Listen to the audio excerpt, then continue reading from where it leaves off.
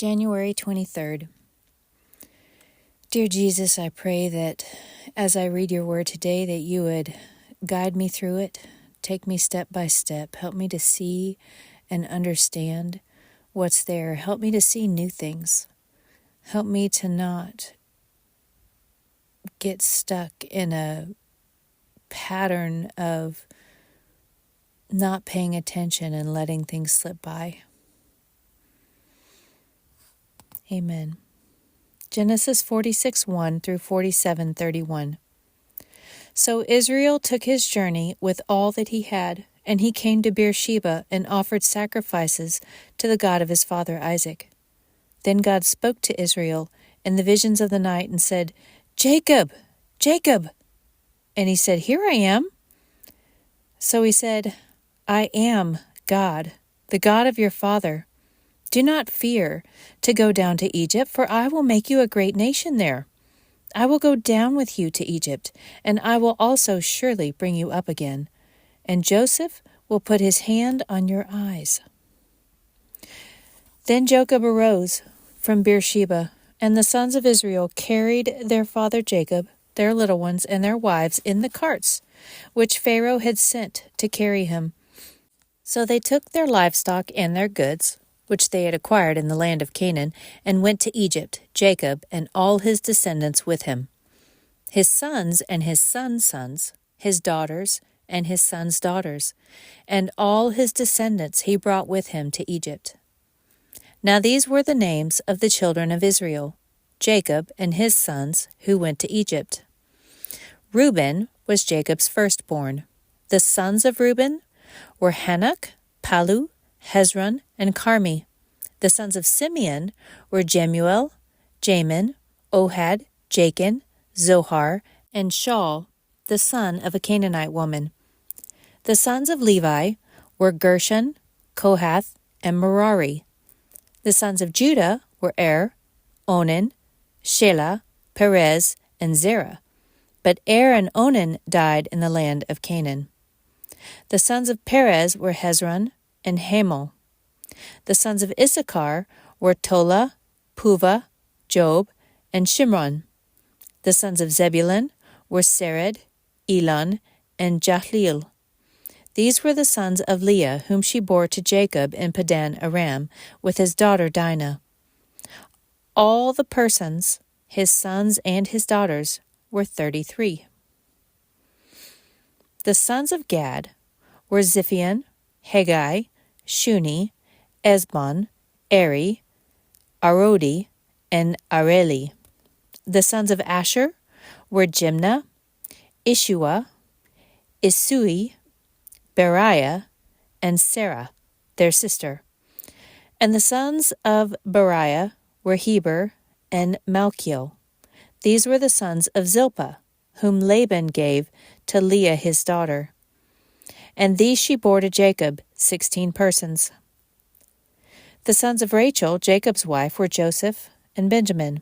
And to Joseph in the land of Egypt were born Manasseh and Ephraim, whom Asenath, the daughter of Potipherah, priest of On, bore to him. The sons of Benjamin were Bela, Becher, Ashbel, Gera, Naaman, Ehi, Rosh, Mupim, Hupim, and Ard. These were the sons of Rachel, who were born to Jacob, 14 persons in all. The son of Dan was Husham. The sons of Naphtali were Jaziel, Guni, Jezer, and Shillem. These were the sons of Bilhah, whom Laban gave to Rachel his daughter, and she bore these to Jacob, 7 persons in all. All the persons who went with Jacob to Egypt, who came from his body, besides Jacob's sons' wives, were 66 persons in all. And the sons of Joseph, who were born to him in Egypt, were 2 persons. All the persons of the house of Jacob, who went to Egypt, were 70. Then he sent Judah before him to Joseph, to point out before him the way to Goshen. And they came to the land of Goshen. So Joseph made ready his chariot and went up to Goshen to meet his father Israel. And he presented himself to him and fell on his neck and wept on his neck a good while. And Israel said to Joseph, "Now let me die, since I have seen your face, because you are still alive." Then Joseph said to his brothers and to his father's household, "I will go up and tell Pharaoh and say to him, 'My brothers and those of my father's house who were in the land of Canaan have come to me, and the men are shepherds, for their occupation has been to feed livestock, and they have brought their flocks, their herds, and all that they have.' So it shall be, when Pharaoh calls you and says, 'What is your occupation?' that you shall say, 'Your servant's occupation has been with livestock from our youth even till now, both we and also our fathers, that you may dwell in the land of Goshen, for every shepherd is an abomination to the Egyptians." Then Joseph went and told Pharaoh and said, "My father and my brothers, their flocks and their herds and all that they possess have come from the land of Canaan, and indeed they are in the land of Goshen." And he took 5 men from among his brothers and presented them to Pharaoh. Then Pharaoh said to his brothers, "What is your occupation?" And they said to Pharaoh, "Your servants are shepherds, both we and also our fathers." And they said to Pharaoh, "We have come to dwell in the land because your servants have no pasture for their flocks, for the famine is severe in the land of Canaan. Now therefore please let your servants dwell in the land of Goshen." Then Pharaoh spoke to Joseph, saying, "Your father and your brothers have come to you. The land of Egypt is before you. Have your father and brothers dwell in the best of the land. Let them dwell in the land of Goshen. And if you know any competent men among them, then make them chief herdsmen over my livestock." Then Joseph brought in his father Jacob and set him before Pharaoh. And Jacob blessed Pharaoh. Pharaoh said to Jacob, "How old are you?" And Jacob said to Pharaoh, "The days of the years of my pilgrimage are 130 years. Few and evil have been the days of the years of my life, and they have not attained to the days of the years of the life of my fathers in the days of their pilgrimage." So Jacob blessed Pharaoh and went out from before Pharaoh. And Joseph situated his father and his brothers and gave them a possession in the land of Egypt, in the best of the land, in the land of Ramesses, as Pharaoh had commanded. Then Joseph provided his father, his brothers, and all his father's household with bread, according to the number in their families. Now there was no bread in all the land, for the famine was very severe, so that the land of Egypt and the land of Canaan languished because of the famine. And Joseph gathered up all the money that was found in the land of Egypt and in the land of Canaan for the grain which they had bought. And Joseph brought the money into Pharaoh's house. So when the money failed in the land of Egypt and in the land of Canaan, all the Egyptians came to Joseph and said, "Give us bread, for why should we die in your presence, for the money has failed?" Then Joseph said, "Give your livestock, and I will give you bread for your livestock, if the money is gone." So they brought their livestock to Joseph, and Joseph gave them bread in exchange for the horses, the flocks, the cattle of the herds, and for the donkeys. Thus he fed them with bread in exchange for all their livestock that year. When that year had ended, they came to him the next year and said to him, "We will not hide from my lord that our money is gone. My lord also has our herds of livestock. There is nothing left in the sight of my lord but our bodies and our lands. Why should we die before your eyes, both we and our land? Buy us and our land for bread, and we and our land will be servants of Pharaoh. Give us seed that we may live and not die, that the land may not be desolate." Then Joseph bought all the land of Egypt for Pharaoh. For every man of the Egyptians sold his field, because the famine was severe upon them. So the land became Pharaoh's. And as for the people, he moved them into the cities. from one end of the borders of Egypt to the other end. Only the land of the priests he did not buy, for the priests had rations allotted to them by Pharaoh, and they ate their rations which Pharaoh gave them. Therefore they did not sell their lands. Then Joseph said to the people, "Indeed, I have bought you and your land this day for Pharaoh. Look, here is seed for you, and you shall sow the land. And it shall come to pass in the harvest that you shall give 1/5 to Pharaoh. 4/5 shall be your own, as seed for the field and for your food, for those of your households, and as food for your little ones." So they said, "You have saved our lives. Let us find favor in the sight of my Lord, and we will be Pharaoh's servants." And Joseph made it a law over the land of Egypt to this day that Pharaoh should have 1/5, except for the land of the priests only, which did not become Pharaoh's.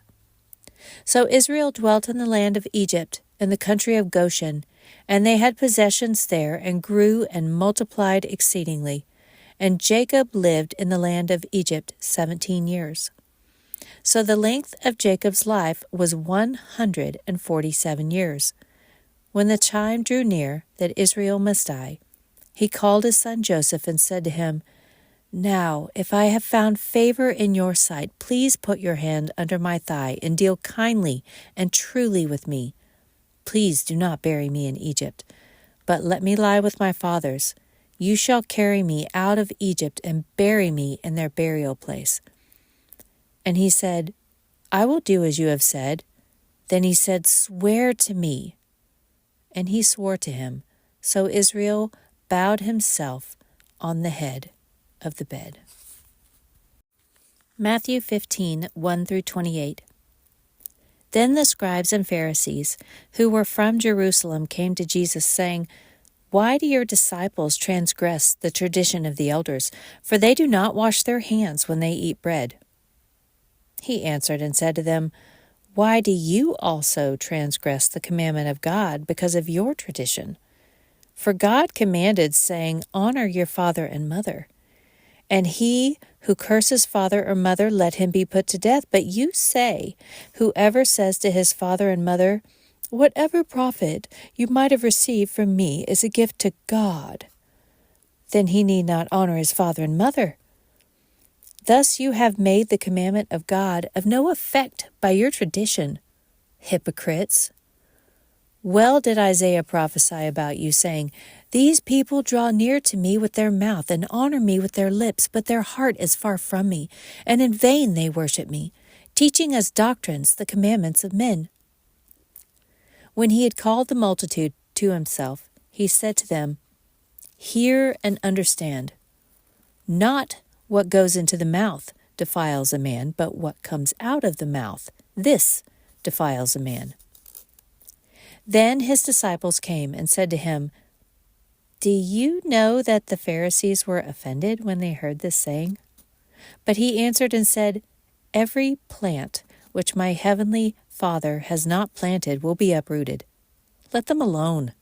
They are blind leaders of the blind, and if the blind leads the blind, both will fall into a ditch.' Then Peter answered and said to him, 'Explain this parable to us.' So Jesus said, 'Are you also still without understanding? Do you not yet understand that whatever enters the mouth goes into the stomach and is eliminated? But those things which proceed out of the mouth come from the heart, and they defile a man. For out of the heart proceed evil thoughts, murders, adulteries, fornications, thefts, false witness, blasphemies. These are the things which defile a man. But to eat with unwashed hands does not defile a man." Then Jesus went out from there and departed to the region of Tyre and Sidon. And behold, a woman of Canaan came from that region and cried out to him, saying, "Have mercy on me, O Lord, Son of David. My daughter is severely demon-possessed." But he answered her not a word. And his disciples came and urged him, saying, "Send her away, for she cries out after us." But he answered and said, I was not sent except to the lost sheep of the house of Israel." Then she came and worshipped him, saying, "Lord, help me." But he answered and said, "It is not good to take the children's bread and throw it to the little dogs." And she said, "Yes, Lord, yet even the little dogs eat the crumbs which fall from their master's table." Then Jesus answered and said to her, "O woman, great is your faith. Let it be to you as you desire." And her daughter was healed from that very hour. Psalm 19, 1 through 14. To the chief musician, a psalm of David. The heavens declare the glory of God, and the firmament shows his handiwork. Day unto day utters speech, and night unto night reveals knowledge. There is no speech nor language where their voice is not heard. Their line has gone out through all the earth, and their words to the ends of the world. In them he has set his tabernacle for the sun, which is like a bridegroom coming out of his chamber, and rejoices like a strong man to run its race. Its rising is from one end of heaven, and its circuit to the other end, and there is nothing hidden from its heat. The law of the Lord is perfect, converting the soul. The testimony of the Lord is sure, making wise the simple. The statutes of the Lord are right, rejoicing the heart. The commandment of the Lord is pure, enlightening the eyes. The fear of the Lord is clean, enduring forever. The judgments of the Lord are true and righteous altogether. More to be desired are they than gold, yea, than much fine gold, sweeter also than honey and the honeycomb. Moreover, by them your servant is warned, and in keeping them there is great reward. Who can understand his errors? Cleanse me from my secret faults. Keep back your servant also from presumptuous sins. Let them not have dominion over me. Then I shall be blameless, and I shall be innocent of great transgression. Let the words of my mouth and the meditation of my heart be acceptable in your sight, O Lord, my strength and my Redeemer. Proverbs 4:14 through 19. Do not enter the path of the wicked, and do not walk in the way of evil. Avoid it. Do not travel on it. Turn away from it and pass on. For they do not sleep unless they have done evil, and their sleep is taken away unless they make someone fall. For they eat the bread of wickedness and drink the wine of violence. But the path of the just is like the shining sun that shines ever brighter unto the perfect day. The way of the wicked is like darkness. They do not know what makes them stumble.